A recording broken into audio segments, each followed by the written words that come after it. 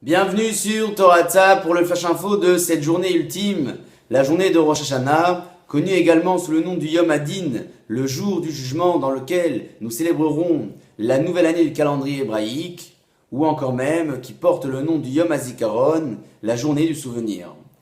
Nous explique le Rav Shimshon Pinkus que ce souvenir nous rattache directement à la création du premier homme, Adam Arishon, qui eut lieu à la date du premier Tishri, le jour de Rosh Hashanah, et qui nous permettra de produire un phénomène de renouvellement en prenant des bonnes résolutions pour la nouvelle année qui s'annonce. Il illustre parfaitement cette notion à travers l'histoire de cet homme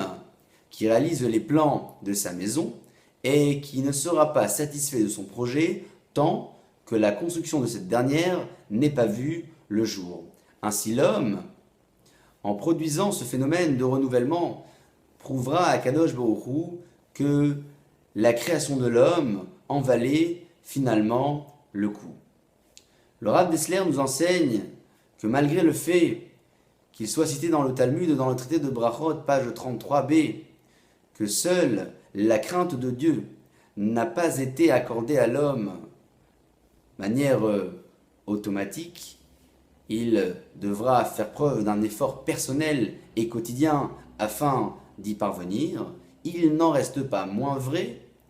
que Hakadosh Baruch Hu, dans sa justice céleste, sera fortement influencé par le repentir de cet homme.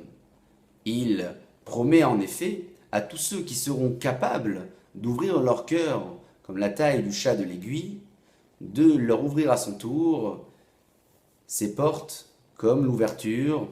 d'un palais. Le Rav Chaim de Volojine enseignait à ses élèves qu'à la différence de toutes les mitzvot de la Torah qui seront concernées par cette exception appelée le Pikuach Nefesh, cette situation dans laquelle un homme sera confronté au danger et pour laquelle il sera exempté de la mitzvah en question,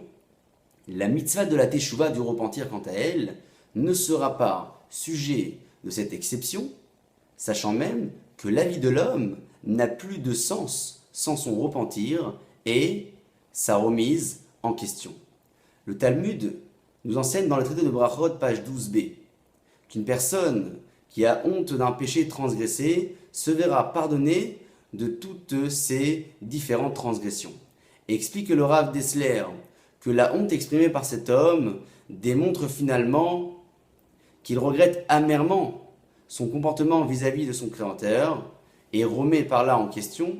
toutes les différentes transgressions qu'il a pu commettre. Rappelons à présent que la mitzvah du shofar, ces sonneries que l'on écoute le jour de Rosh Hashanah, est une mitzvah d'ordre toranique, une mitzvah qui est censée, comme nous l'explique le Rav Saadia Gaon, éveiller en nous cette volonté de se repentir, ou encore même nous rappeler les différentes sonneries sonnées par l'ennemi autrefois qui venait au combat, une sonnerie qui faisait trembler tout le peuple juif, une sonnerie qui nous permettra également de se rappeler de la Akedat Yitzhak, du sacrifice de Yitzhak par son père Abraham, ou encore même une sonnerie qui nous permettra de faire régner Hakadosh Baruch Hu dans ce monde, dans cette journée de Rosh Hashanah, qui est la première journée où Hakadosh Baruch Hu avait pris autrefois ses fonctions. Shana Tova, Ktiva Vachatima Tova.